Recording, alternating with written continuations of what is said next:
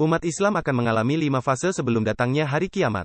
Saat ini kita berada pada fase keempat yaitu fase Mulkan Jabrian, di mana umat Islam menghadapi situasi yang sulit, penuh fitnah dan ujian.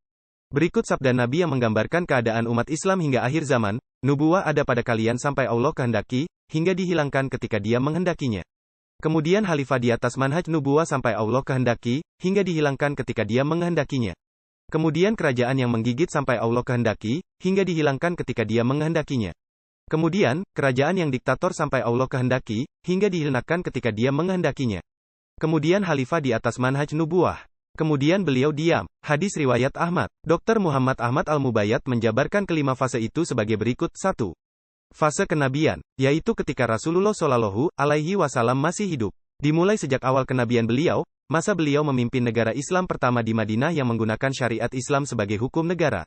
2. Fase khilafah ala minhajin nubuwah atau khilafah sesuai metode Nabi, yaitu penurunan kepemimpinan pada orang terbaik pada masanya. Era ini adalah masa Khalifah Abu Bakar, Umar, Utsman, dan Ali. 3. Fase Mulkan Adon, yaitu fase khilafah yang penurunan kepemimpinannya sudah tidak sesuai metode Nabi. Kekuasaan masa itu turun kepada putra mahkota seperti pada sistem kerajaan. Tetapi kekuasaan ini masih menggunakan syariat Islam sebagai hukum negara. 4. Fase Mulkan Jabrian atau fase kediktatoran. Fase ini adalah fase umat Islam tidak memiliki khalifah, pemimpin. Syariat Islam tidak menjadi landasan hukum negara dimanapun di seluruh dunia.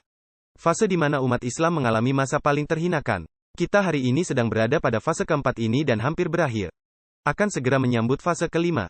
5. Fase khilafah ala minhajin nubuwah kedua, yaitu kebangkitan kembali khilafah yang sama dengan era Khulafah Rashidah. Pada era ini umat Islam akan kembali menjadi khairu ummah atau umat terbaik. Umat Islam menanti khalifah akhir zaman di akhir zaman sebelum Isa Al-Masih diturunkan ke bumi. Allah lebih dulu menghadirkan seorang khalifah yang akan memimpin dunia dengan keadilan.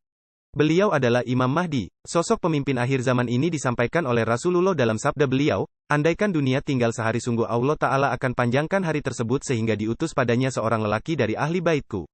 Namanya serupa namaku dan nama ayahnya serupa nama ayahku. Ia akan penuhi bumi dengan kejujuran dan keadilan, sebagaimana sebelumnya dipenuhi dengan kezaliman dan penganiayaan. Hadis riwayat Abu Dawud. Demikian fase perjalanan umat Islam yang perlu diketahui kaum muslimin. Wallahu alam bisawab.